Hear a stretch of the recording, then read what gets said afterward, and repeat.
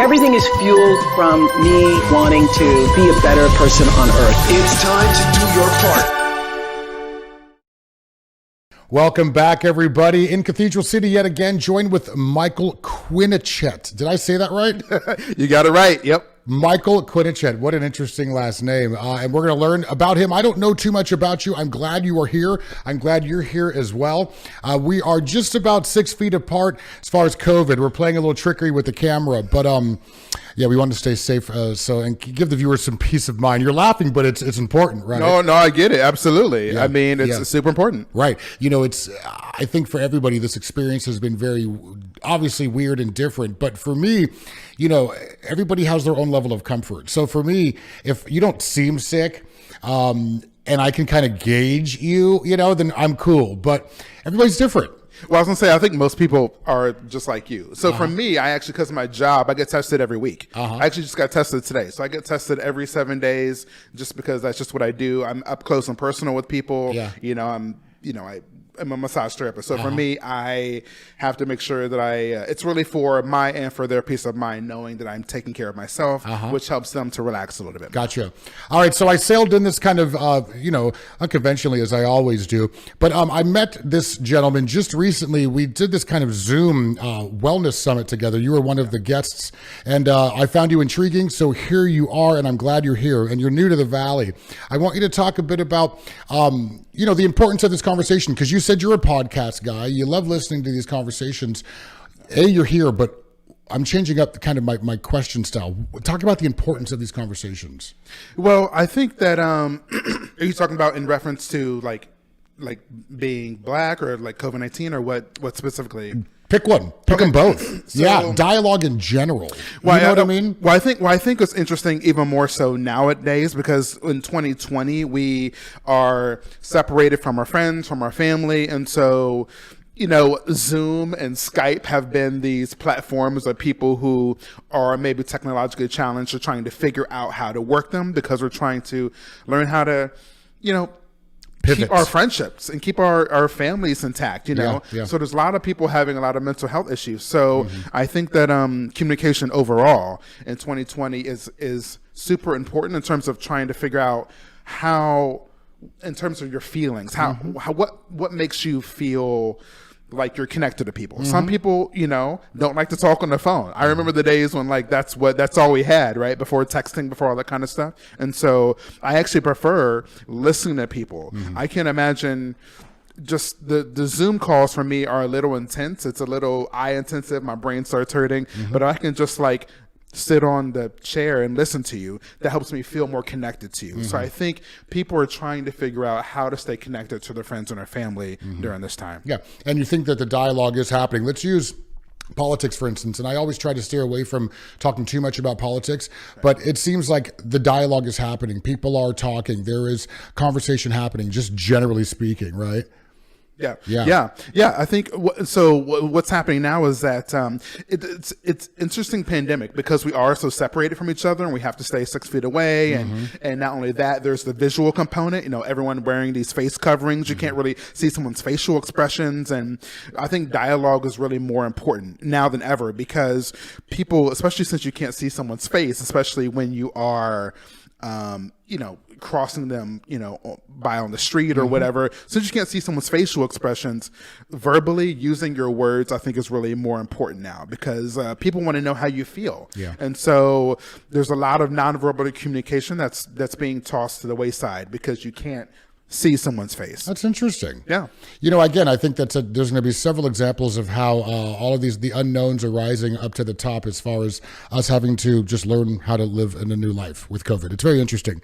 So again, a little unconventional. We're trying things a little different. I do want to hear about your backstory. We're losing the headphones. This is all very new for me. Viewers and obviously not listeners because you can't see us, but viewers know I'm used to having these things on my head. So thank you to you for giving me a nice tip and trying something new. But when I met you on this Zoom Wellness Summit, you spoke for maybe 2 minutes max. And I was like, dude, this guy has a very interesting story. So I really want you to, as always, give us some detail about, your upbringing, where you're from, and then kind of lead into how you got here today. Okay. Yeah. So for me, I am originally born and raised in Columbus, Ohio. Go Bucks. And you say that every time. I do, because I mean, in Columbus, Ohio, one of the most Ohio State University is probably the employer that employs the most amount of people, and so outside of like nationwide insurance, so the Ohio State Buckeyes, specifically the football team, is just what you grow up, you associate it with. It's like I have had two relatives that have been running backs for the team. They both gone on to NFL. Oh wow! So for me, and I played high school football. So for me, college football is like in my blood. Big Ten football, that's my thing. So I grew up in Columbus, Ohio, and I lived there for about 38 years of my life, and then I moved out here to California, specifically in Auburn, which is a small little town north of Sacramento. I moved there in September of 2018. With my ex, and that's where he is originally from. So that was really my first major introduction to California. And during COVID, just this past April, was when I decided that I needed a change in my life. And so I didn't eventually move down here to Palm Springs until August. But since St. Patrick's Day, when we were all not doing anything, I had plenty of time to walk in the Sierra foothills, had time to myself thinking about what I wanted in my life, and I just knew I wanted kind of more peace and freedom, and I felt like Palm Springs is a city that I'd visited off and on since I lived in Auburn, and I love the sunshine. I love that it's super gay. There's a lot of great things here, and they need more black people. So I'm here to represent. Listen, and here I am. Y'all see how he fast forwarded through that. So I'm gonna take you back, right? Do it. Let's do it. Now listen, I'm gonna ask you again. I want really details about your backstory, about growing up in Columbus, because one of the things that you said to me during that meeting, it wasn't to me, it was to the group. I'm sorry, I shouldn't be touching him, but I love this guy already.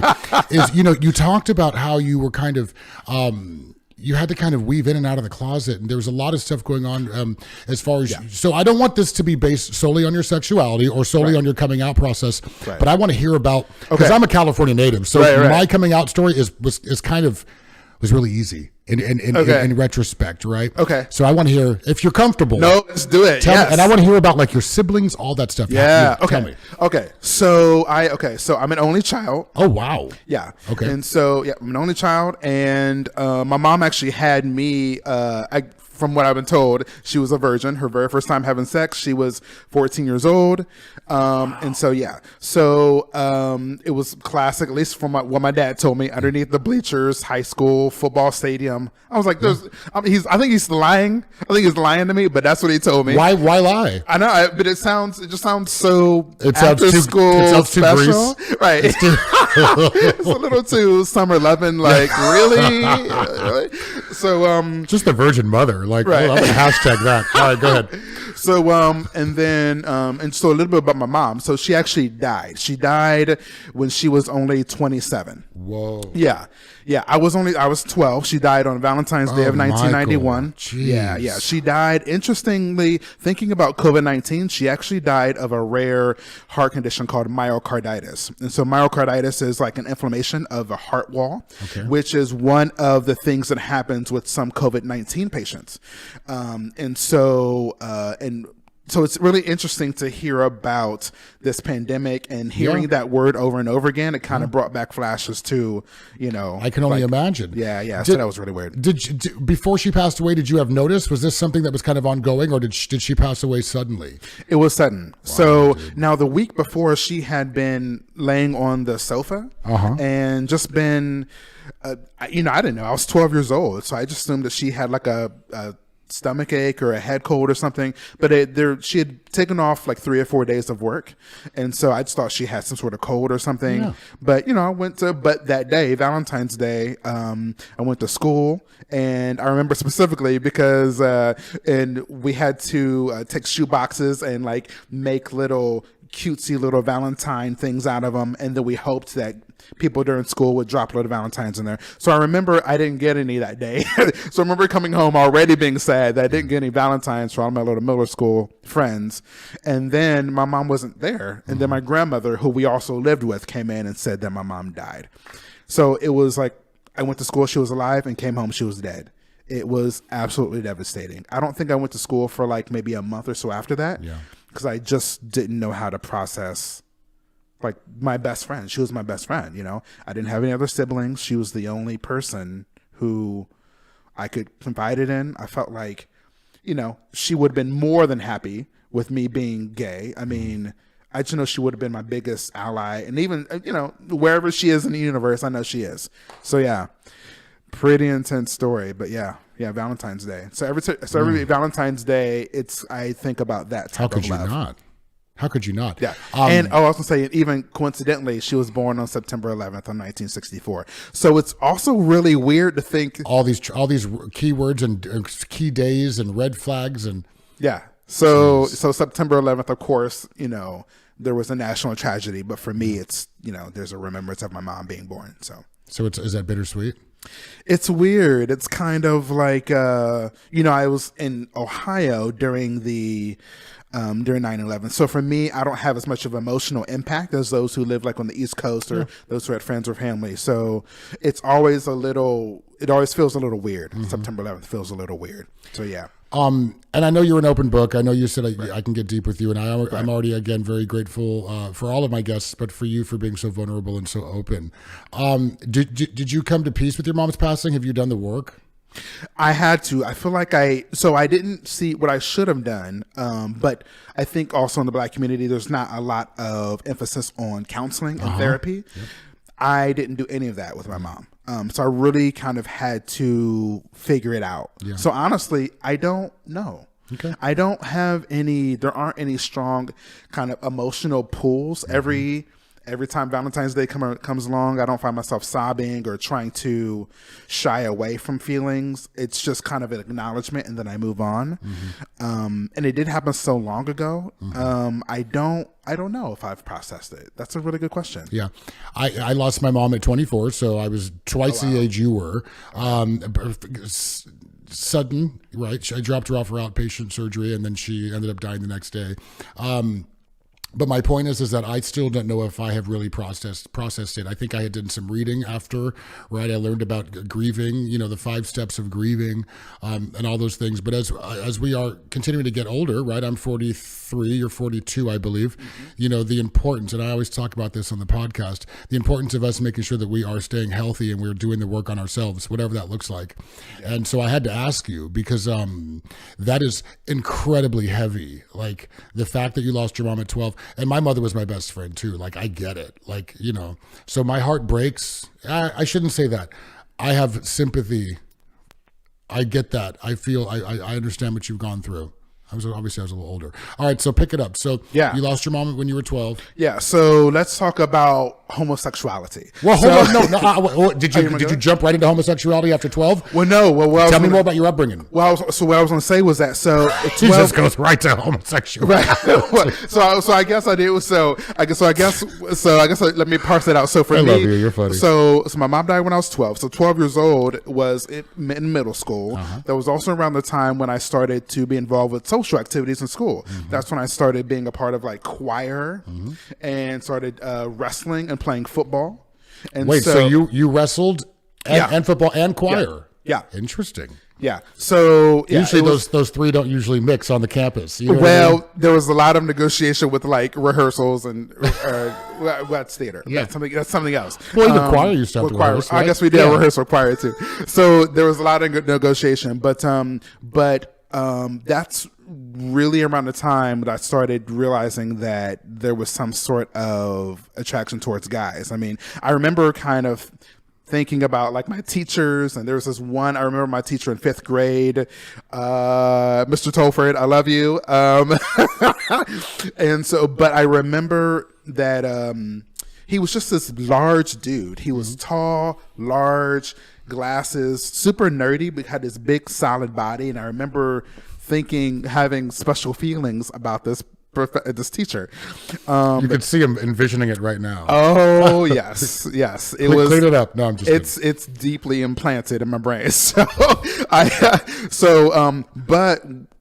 what football did and wrestling is that now I'm in close contact with other boys my age, and I have to touch them. It's like wrestling. The way you win a match is by literally pinning them to the ground, or by having enough points with jostling and positioning to win the match. But you have to touch them. So there was a lot of grabbing and touching in middle school, and here I'm a young boy learning about, masturbation, learning about me liking boys, and getting very excited about that, loving competition, but also being really confused about what does this mean? Am I wrong? Bring your mic back just a little bit for me. Okay. There we go. Thinking, is something wrong with me? Am I bad to like these things? And so I hid all those things. Of course, I didn't tell anybody. No one knew.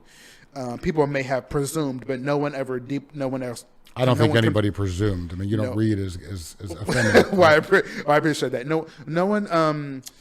I was never confronted by any of my friends, or no one directly asked me if I was gay. Well, you still weren't sure. You still were learning it. Yeah, I still wasn't. I didn't know the terminology. I had heard the term gay, and I thought I knew it was a bad thing. And then it wasn't really until high school when I got involved with specifically show choir, which is like the flashy singing, dancing choir people. And then now I'm around. You found your people. Oh, yes. I was Dorothy in The Wiz, when I think of home. Were you really Dorothy? No. That's just thinking about Dorothy and being home. That's kind of how I felt with being involved with this kind of show choir, singing, dancing troupe. And then from there, I found theater. So now I'm a part of this high school community of really weird kids, theater kids, colorful, gay, super eccentric kids. And so, but no one was still openly gay in high school. So, but I had a feeling that I was not alone. So that helped me to feel a little bit more comfortable knowing, okay, I know that I'm not the only guy that is attracted to other guys. And so it wasn't until the musical Rent in 1996 was when it premiered on Broadway. And that musical, of course, is super gay. There are drag queens in there. There are same-sex relationships in there, with people of color, black and brown people. The same-sex relationship. So for me, I was like, whoa, okay, this is okay. I'm not a freak, there's a whole Broadway musical that's, devoted to this, and, the tragedies of HIV and AIDS. So then comes my senior year of high school, and this is when I tell people that I didn't come out, I was found out. So the short version is that I don't want the short version. Oh, okay. I'll give you the long version. We still have like 40-something minutes. No, I'll give the long version. So, when I turned 18, that I decided to go by the book, I guess. But in every major city, you had, at least in the late 90s, these arts papers, listings of bands that are in town, theater, art galleries, that kind of thing. But of course, in the back, that's where all the sex stuff is, where you have the 1-900 numbers, you had the, the call, the 976 numbers, you could call personal ads, $3.99 a minute, those kind of things. So I started dabbling and calling those numbers, these paid numbers. And then, of course, my grandmother would get the bill and ask, who called this number. I would blame it on one of my cousins. So I never got in trouble. But I started calling these ads, listening to guys asking me, what do I look like? What am I into? Just kind of dabbling into this kind of. So this is in your senior year. Senior of high school. Okay, but you still hadn't hooked up with a guy. You still haven't touched a boy. Were you any interest in girls in high school? Did you have a beard? What's interesting about that? I dated one girl in high school, and she was kind of thrust upon me at the homecoming dance. I remember. So we had mutual friends, and there's this girl who I found out she liked me, and a mutual friend of ours, girlfriend of ours came over to me and said, Michael, this girl likes you. Do you like her? This all happened at the homecoming dance when I went just like by myself.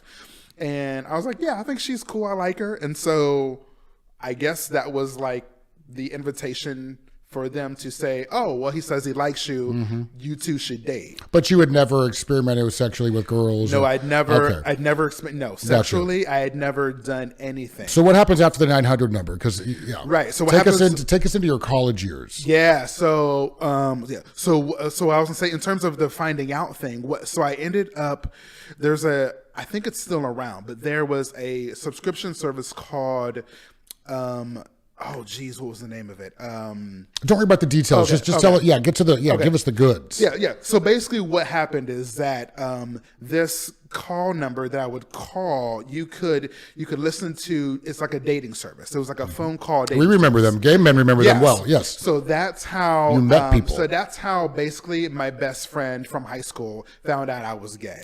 So I basically listened to a bunch of these voicemails and guys saying who they are and what they're into. I left a voicemail for someone, and it just so happened to be my best friend from high school who used an alias. And I had no idea. I didn't recognize his voice. So the next day in high school, he's up next to me trying to figure out, like asking me, Michael, do you know this guy named Chris? He's a sophomore at Ohio State University. He studies psychology.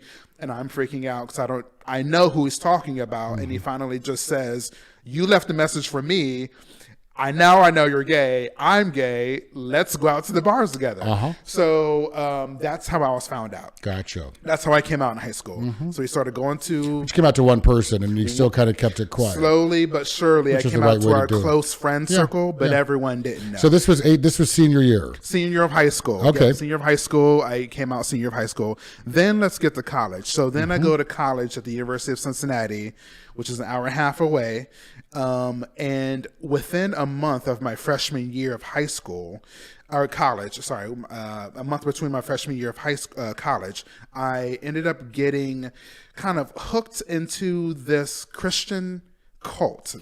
And this is what piqued my interest when we first met over the Zoom call. Yeah. Okay, so go ahead. Yeah, here we go. Yeah, so I went down to university by myself. I chose Cincinnati because it's there's a great music school there. They have a great... Had you been raised in the church?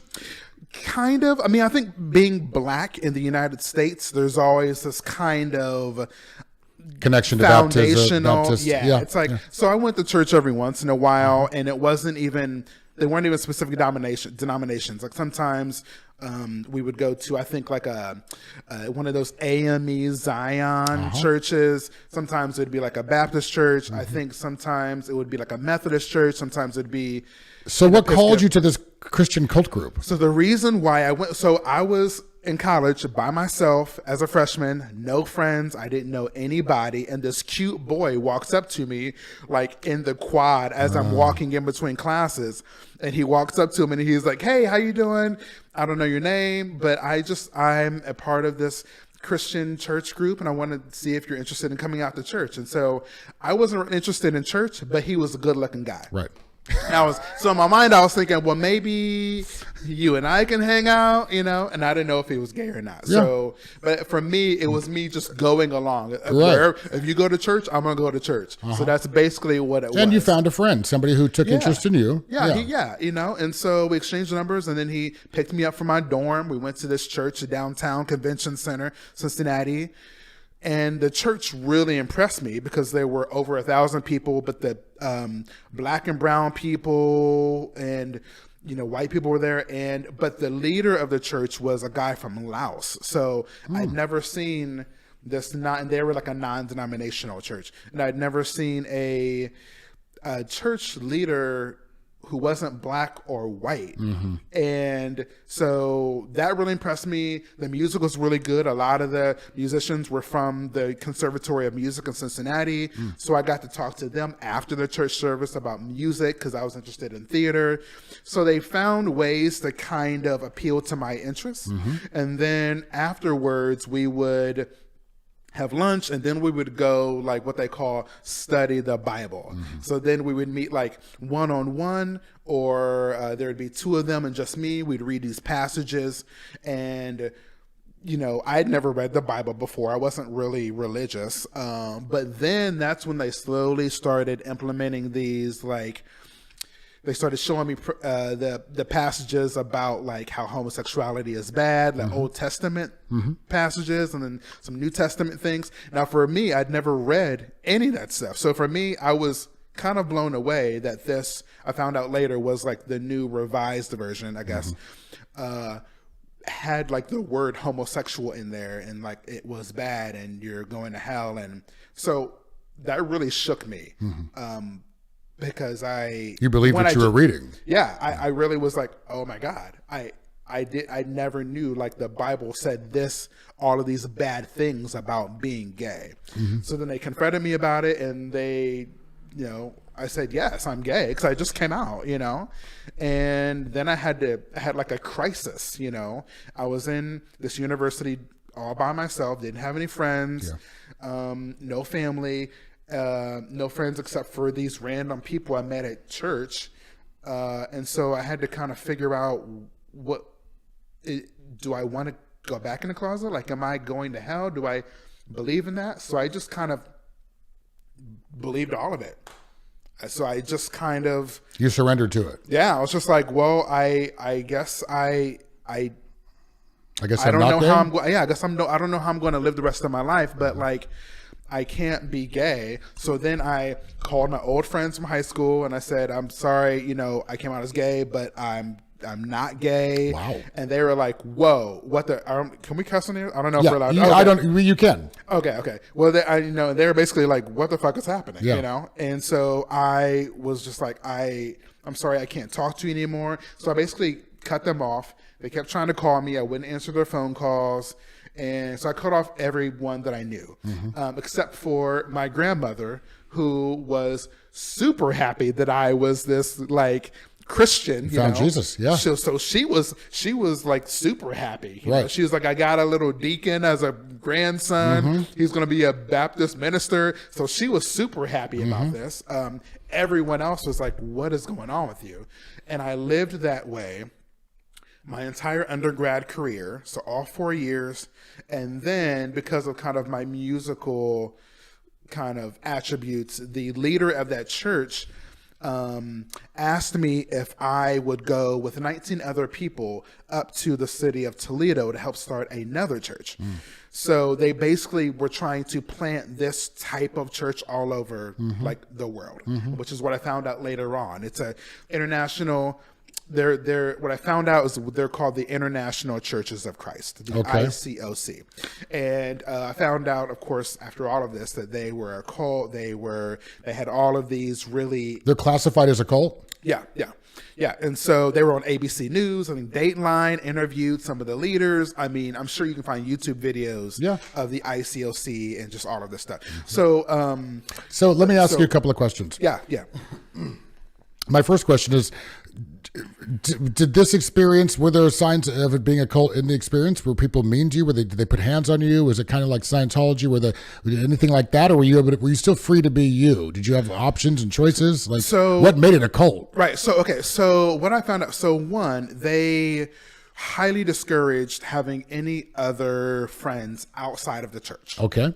That's definitely a cult. So, and in addition to that, they, specifically because I was like a single guy, they didn't make us, but it was highly recommended that we would go on these platonic dates with the other women in the church. Okay. So it was kind of like, there were other single women in the church, and the basic premise was, we don't want these single women to be at home on a Saturday night or by themselves. You as a brother, as a Christian brother, need to encourage these sisters by going on a date with them. And it was presented well. Like, why would you, what's the harm in that? Yeah, and I was like, and I was fine. But one of the biggest issues was that my studies plummeted.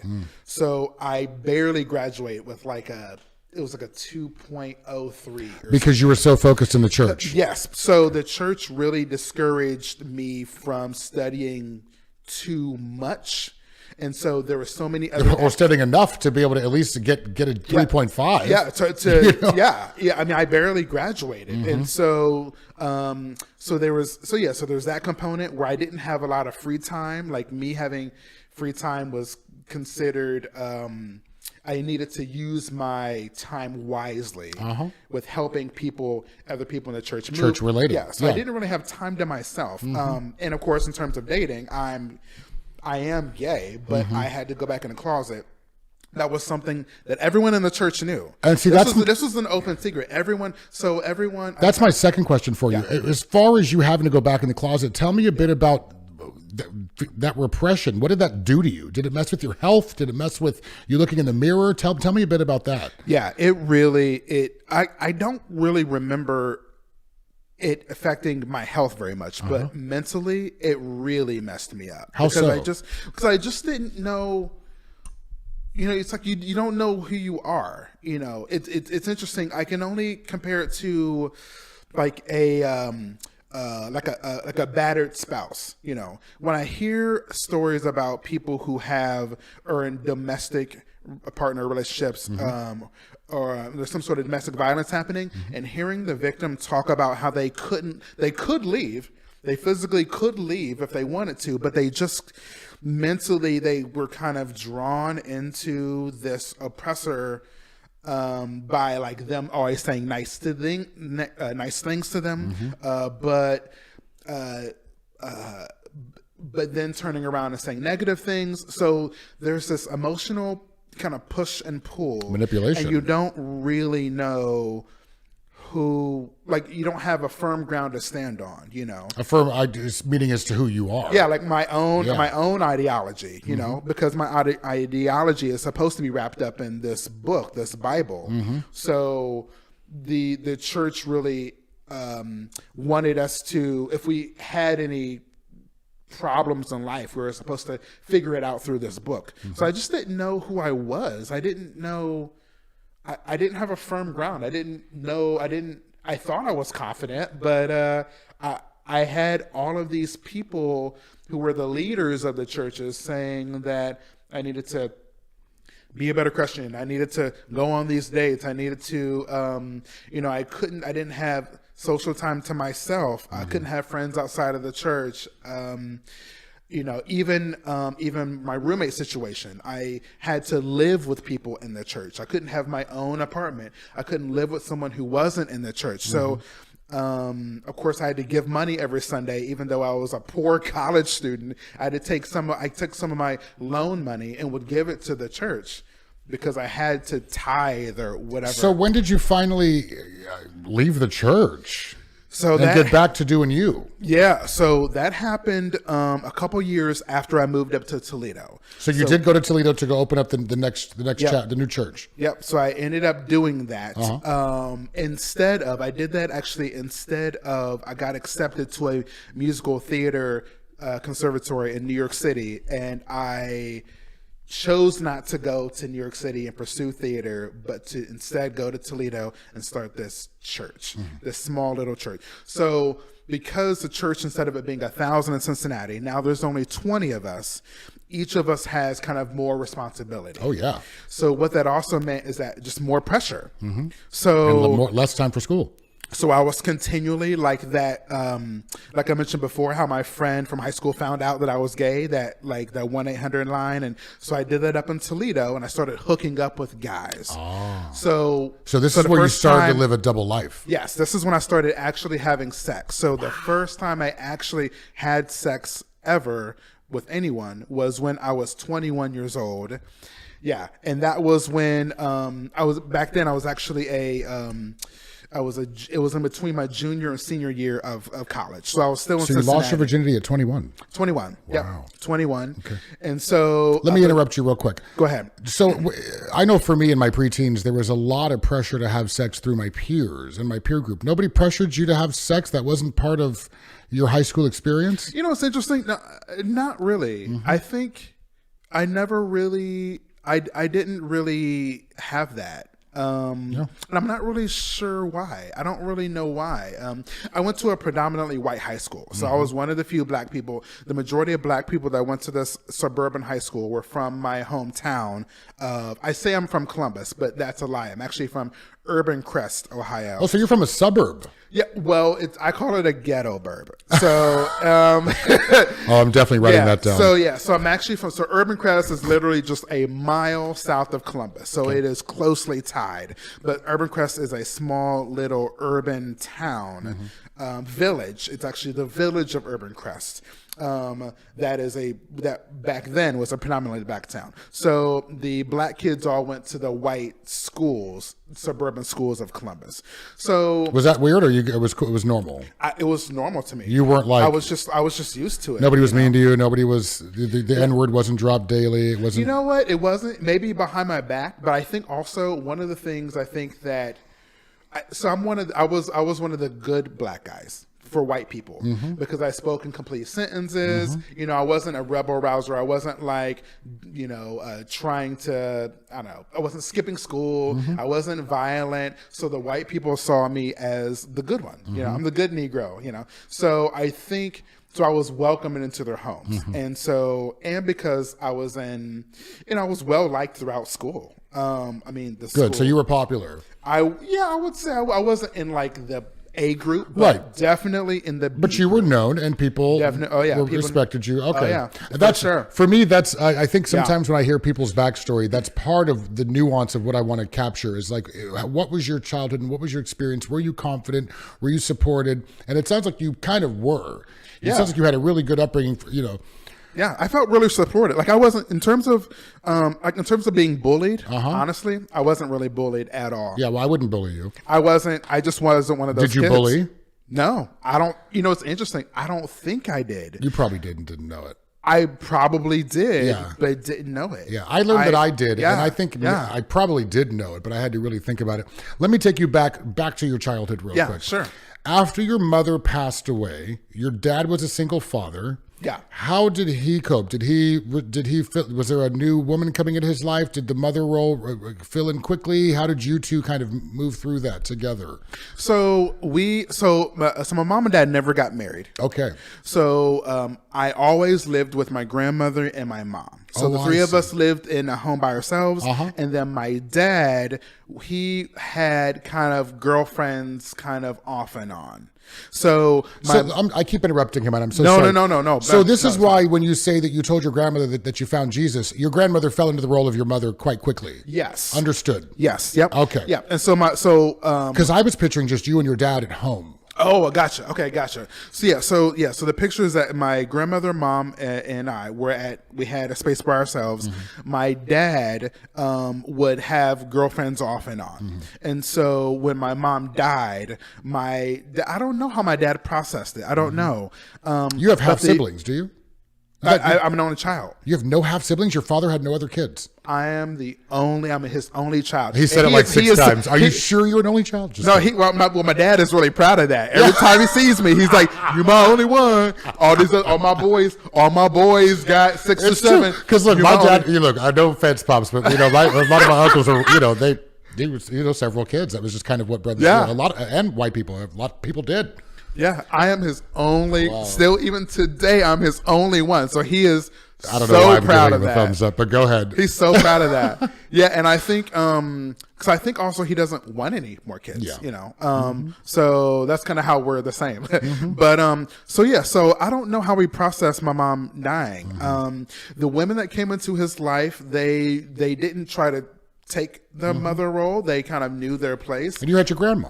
Yeah. Well, and I think also my dad, I think he also let these women in his life recognize that they are not to try to be my mom. Yeah. My dad is like, Michael has one mom. There's no other mom. That's the only one. So I don't know how he processed it. And so whenever I would spend time with him, we never really talked about her. We would mention her with him and his friends, but we would never go deep into it, and we just kind of did our own thing. We kind of formed our own bond, our own friendship. Good. Yeah. Are you guys still close to today? I wish we were closer.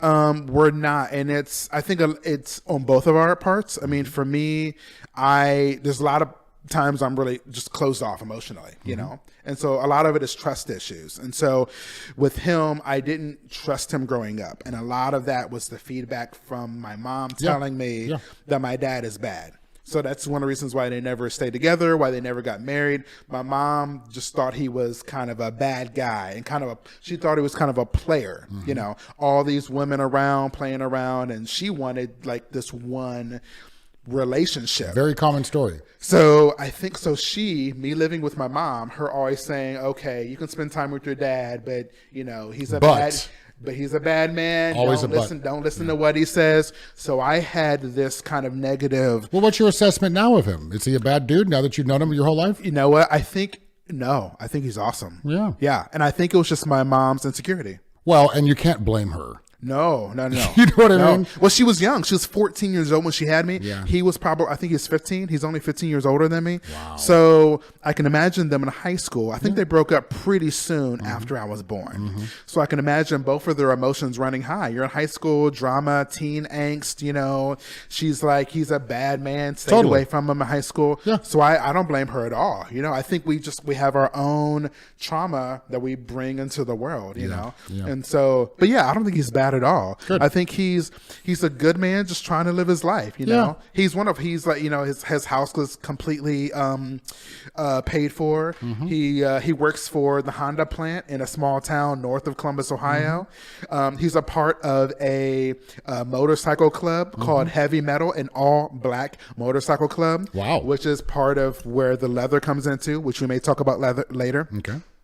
But he's a great man. He's a really great man, and I would love to spend more time with him. I'm so glad that I asked that question. You know, because sometimes you have to hear yourself say things out loud. And for me, like, I didn't have any resentments for my father growing up. I didn't know him, but I just didn't have any resentments. And so even now I have to reevaluate. And so I think you just reevaluated too. So I'm glad your dad's a good dude. My dad's a good dude too. Yeah. You know, there's just people, we're just trying to live our lives. Right. You know? Yeah. We all make mistakes. Right. You know? That's what it is. Yeah. So in terms of how did I come out of this church craziness? So get me back on track. Thank you. No, you're fine. I mean, I'm trying to forget out. I will ramble. I will totally ramble. So I love it. You've got so much to say. Go ahead. So what happened was that I was getting disillusioned with the church and with a number of these guys that I was hooking up with anonymously, having bareback sex, all the things, you know, that you're not supposed to do. Guys who are, you know, IV drug users, I would still be having to say, oh yeah. So hold on. So knowing that you had risk coming with your sexual behavior, was the risk like part of the temptation? Yes. Because you knew better. Yes. Part of it was I was white knuckling my homosexuality so much that I just didn't care. You dove right in, yeah. I didn't care. I was like, I know this. I was like, I know I should be wearing condoms. I don't know this random. I don't even know their names. Yeah. I would go into, you know, I'd meet up a guy and show up at his house at night, and he'd be, you know. We get it. Yes. So it was for me. I just didn't care. I just didn't care, you know. And so I'm still HIV negative today. Congratulations. I have no idea. You got lucky. The universe, man. The universe. You got lucky. Did you do you connect a lot of that with self-love? Are you just not loving yourself during that time? Right. I did not love myself. That's what it is. So a number of the guys that I would meet they were openly gay. And so I remember one time specifically in Columbus, Ohio, I remember having sex with this one guy, and then afterwards I started crying, and he, of course, asked, like, did I do something wrong, or what? Are you okay? And it all kind of came out. I was like, I'm in this church and they hate me and I hate myself and I don't know who I am. And this guy was like, well, I'm openly gay and I'm a Christian and I'm fine. I think you're fine too. And so he's like, you just kind of have to find a way out of this church. This church is not doing anything for you. You know, you don't feel good about yourself. You can love yourself. You're a human being, you know? And so you broke down in front of the right person. Yeah. And so that really got me thinking. So, then I began thinking, what I did was I started journaling. So I started, I still have the book to this day. I still have the journal. I started journaling about just asking questions like, who is God? Who am I? What does it mean to be gay? Is it okay? What if I leave the church? Is that okay? Will God still love me? Is this the only church? What do I have to be involved with religion at all? And all those questions started me down this road of like, you know what? Okay, I'm gonna test God right now. So for 1 month, I'm going to leave the church. So that's what I did. So I just decided to leave the church for 1 month. I didn't answer anyone's phone calls. I wanted to leave because I wanted to see if all the things they said were true, which is if you leave the church, you're going to start drinking. Why a month? It was random. Gotcha. It was just a random, obscure timeline. That's an interesting increment of time. Yeah. I just chose one. Yeah. But obviously, it wasn't a month. I can't remember. Or was it a month? And did you go back? I'll let you finish. I Sorry. can't remember how. I think it was a month. I can't really remember. So I said, okay, I'm gonna give myself a month and try to figure this out. And so what I realized after, and this was during the summer, so I had lots of time to spend time in parks at reading and writing and stuff. And I realized that after a month, I actually didn't want to have sex. I didn't want to have random anonymous sex anymore. I didn't really want to go to the bars anymore. I didn't really want to drink anymore because I was drinking a little bit more. And I just didn't want to do all of the bad heatheny things that the church said was going to happen if I leave. And that was when like a light bulb came in my head, like something's up here. Something's wrong. And that's when I planned my exit strategy, which was, since I was still living up in Toledo and I loved theater, I said, I need to do theater. That's when I decided to audition for another college nearbys musical theater program, get involved with the school. So what that also meant was I would be away from the church. I'd be around theater kids. I'd be learning my craft. Back where you were before you fell into this. Yeah. And then after I finished school, I actually decided to go to school only for a year because I was over it. I wanted to get kind of out of the church space. So after a year of learning, taking acting classes, singing, dancing, I started auditioning for local theater companies in different states nearby. And my very first audition, I booked a 6-month gig in Indiana doing 3 different shows, which meant I had to leave, you know? So I told the church leaders, hey, you know, not only am I enrolled in the school, but I auditioned for some theater companies. Now I get to be a paid professional actor. Yeah, I get to this go is my live dream. life. Yeah, and they're like, okay, but just make sure you're okay. We'll check up on you. And they basically, the ties slowly went away because they had their own priorities. So what slowly happened is that since I was removed from that space, I think I began to slowly heal myself. I began to fulfill my first passion, which was theater. And that's kind of how I slowly got out of the church. And this is still in your late 20s. This was when I was 25. Yeah, like so 25. Then you were able to shut the door on that part of your life. Yep. All right. So now, so some 25. Let's move forward a little bit because I want to start to hear a little bit about. You know, you have this presence about you where you seem to be quite centered, right? You seem to be, you know, you're definitely in a space of self-love now. So I want you to talk a bit about some of the things that you do that keep you in that space. What is it? And I include that because we've got about 10 minutes left. So I want to. Sure. This is something that's always important for viewers and listeners. Is I want to hear how you make your magic. Sure. For me, what I've realized is that I am my own best friend. You know, and just like Lizzo says, you know, I am my own soulmate. I really believe that. What I've realized is that no one else can make me happy. There is a hole, and I'm all about self-love and like learning about myself. So the things that I do are pretty simple. Now that I live here in Palm Springs, I take walks, I go on hikes by myself. No one else is around me. I may listen to a podcast, maybe listening to music, but it's really just me being in my own space, enjoying my own time. And so we find so many ways to fill the void through food, sex, drugs, alcohol through other relationships, relying on other people, Yeah, codependency. our job, Yeah. working 60 hours a week at our job. We find all these other pieces that that we're trying to fill because we're afraid of the silence, Yeah. you know. And one of my favorite lines from one of my favorite albums is from Alanis Morissette's "Jagged Little Pill," where she says, We all know it all too well. Where she says, are you petrified of silence? Here, can you handle this? And then there's like 3 seconds where there's no sound, Right. and I love it. I'm like, yes. Are we petrified of silence? Why are we so afraid to be alone with nothing, with just ourselves? So for me, I love just being. So walks really help with that because I'm surrounded by beautiful mountains. Yeah.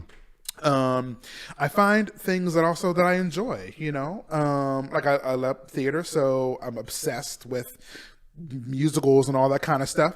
And now with my career, actually as a licensed massage therapist, one of the things that helps to calm me is by doing my work. Being able to touch people, especially now in 2020, there's something with hearing the spa music and the exchange of energy with the people that I work on. There's something really calming about that. Wow. Yeah, it's really kind of a meditative state, being able to be in a room where no one's talking but you're still physically touching someone. There's something for me that helps to to calm me down as well. Interesting, because obviously we know theater and music is the things that you're very passionate about, and you spend a lot of your time immersed in that. And now it seems like you have the same passion for massage therapy. Yeah, it's something that I never, massage was something that I found out on. I thought about doing kind of on a whim, but it wasn't until honestly the first day of class when I started learning about in my anatomy class when I learned about cells and mitochondria and ribosomes. I was like, oh, Michael, you a nerd. I'm a nerd. I love this stuff. And then through that, I learned about the power of touch. Okay. I have people that come see me who they don't have any aches and pains. Their aches and pains are in their brain. So they really just need someone to physically touch them. Yeah. And especially with what we're going through now. Absolutely. I feel like it's so important. There's this idea called skin hunger, which is a crazy term, but it's pretty specific. It is, yeah. But skin hunger is this idea that we're depriving our skin of something that it needs, which is communication. Yeah. I've felt that. I remember there's, a stretch of time in my life where I wasn't getting the affection I needed, and it was freaking me out. I can feel it. Absolutely. It's kind of like, it's the reason why they have the shoe or the hole in prison. You isolate someone, for 30 days or whatever, and that it takes a toll on you mentally. Yeah, that's a good example. When they come out of that, it's like any TV show or movie where you see someone come out of that, they're just kind of disillusioned. They don't know really who they are anymore. And I feel like that is something, unfortunately, that may be beginning to happen with COVID. So my job and being able to touch people really helps, I think, center them, but it also centers me. Are you finding, this is just a random question, all of my questions are random, but are you finding that people are, you still have clients, are people nervous with COVID and massage or what? Well, they are nervous with COVID. So I tell people I know you get tested weekly, you said. I get tested weekly. Yep, I go up to DHS. I got tested today. So it's every Tuesday is when I get tested. And so I do that for my and for their peace of mind. I require masks. I wear a mask the entire time. I don't require my clients to wear a mask, but I do take their temperature at the door. I have a fancy, touchless thermal thermometer. I also have you do a lot. Yeah, well, then in addition to that, I also, because it's an enclosed space, I have the HEPA filter, which helps to, every 12 minutes, it brings in completely new air. So 5 times every hour, there's completely new air in the room, which also helps to ease people's anxiety. I wonder if other massage therapists are doing what you're doing, because this is another example of things that, I know I like massage therapy. Some people like to go get pedicures. Another thing that we're kind of missing, I mean, this is a first world problem. You know what I mean? I'm not going to rub myself, but not that way. But this is real. I'm curious. That's a curious question because we're all, again, the word pivot is so popular, but we all have to kind of rise to the occasion. Like, what are we doing? Yeah, I'm doing this. You're doing that. Yeah, and I think what people, I think the conversation I feel like that's not happening. Is negotiation. So people really negotiating, they're managing their level of risk. There's lots of conversations that people have that say, okay, especially this weekend, which is Thanksgiving weekend. Yeah. Lots of people are going to be probably spending time with people outside of their COVID bubble, you know? And so there's lots of conversations about managing risk. And I think the question should be, how many people are going to be at these events? How far away am I from these people? How much time am I going to spend there? What is my PPE? What am I going to wear when I'm there? What's the setup? Is it going to be outside or inside? Will they have the windows open?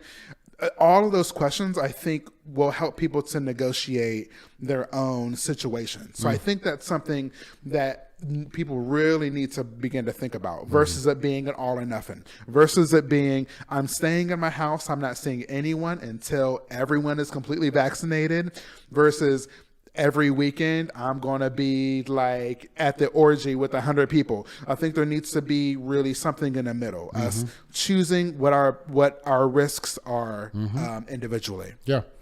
And what are you doing for Thanksgiving? Well, I have my own just out of tiny curiosity. COVID bubble. Yeah. Okay. So I actually have a friend of mine that lives a block away from me, and so in terms of my COVID bubble, he's it. Yeah. He's the only person. Every Sunday we hang out. We've been hanging out every Sunday. So so he's going to cook food. I'm not a cook. I can cook eggs in the microwave, but that's about it. So he's going to cook. He's going to grill some lobster. I'm sorry, you're supposed to be having turkey. No, ma'am. No. And so he's cooking a lot, and he's doing traditional things too. But I have no business even asking that. But I was just curious. Please tell me. And this is going to air after Thanksgiving. Go ahead. Oh, okay. So since I can't cook, I said let me do dessert. Yeah. So I am buying dessert. I'm buying a chocolate peanut butter ice cream pie from Cold Stone. Okay. All right. Take notes, people. Yeah. So as you know, we're almost out of time. Is there anything that you want to add, right? You gave us some kind of direction, which I like, which is listen to more Alanis Morissette. Skin hunger is important. Self-love, taking hikes, self-reflection, spending time by yourself, right? Not being afraid to sit in silence. Yeah. But is there anything else you want to toss into the conversation before we say goodbye to our beautiful viewers and listeners? Well, I think, so one of the things I want to talk about was me being a part of the leather community, because one of the things that I love about it is that, and my shirt implies, consent is, so I have a shirt that says, if you can't read it, it says, consent is my foreplay. And so essentially consent is really the overarching mantra of the leather community overall. And so what I love about it is that it's a group of people that come from all different walks of life. So these are people who are accountants. They could be garbage truck drivers. They could be real estate agents. They could be servers. It doesn't really matter who they are, what their profession is, or their color of their skin. These are people that come together with the idea that our yes is our yes and our no is our no. And so I think that's really important with this. We've heard of the Me Too movement, of course. And so in relation to that, there really is a Me Too movement, even within the queer community overall, which is really kind of respecting each person. And one of the reasons why I love the leather community is that it allows us to be able to kind of exhale, when you walk into like a leather event, knowing that the majority of people here have that in their brain, no matter how much they're drinking or hanging out with people. No, nothing that you don't want to happen is not going to happen. And the reason why I want to mention all this is that I think that consent is something that we need for ourselves. We really need to give ourselves consent to love ourselves. It's so easy to take care of the fires at our job or our family or our friends. And so making space for ourselves, whatever that means for you, whether it be, lighting candles and just living your good fantasy in your own head, or, taking that one day where you said, I'm going to eat, this half a pint of ice cream and binge Netflix for a couple hours, you have the license to do that. Give yourself consent. Walking out amongst the mountains, taking a hike, being able to say no to friends and family who may want your time and your energy. So I like to tie the leather and the consent aspect to the general population, saying, give yourself consent, give yourself time to be with yourself. I like that. I like that a lot. Then that's a great kind of message to, exit on. And it's true. Self-love for me, as I've learned, especially in my 40s, is the most important thing. Yeah. It's like Whitney says, or whoever, how are you going to love yourself if you can't love anybody else? Oh, or RuPaul. Or I said it backwards, but I said Whitney. Sorry, Whitney. Sorry. It's been a long day.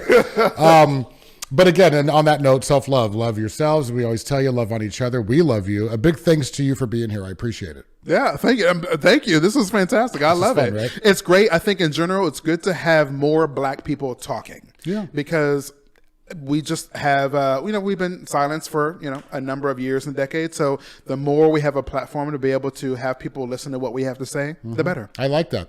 Black folks, if you want to speak up, you know how to reach me, and white folks as well, and everything in between, if that makes sense.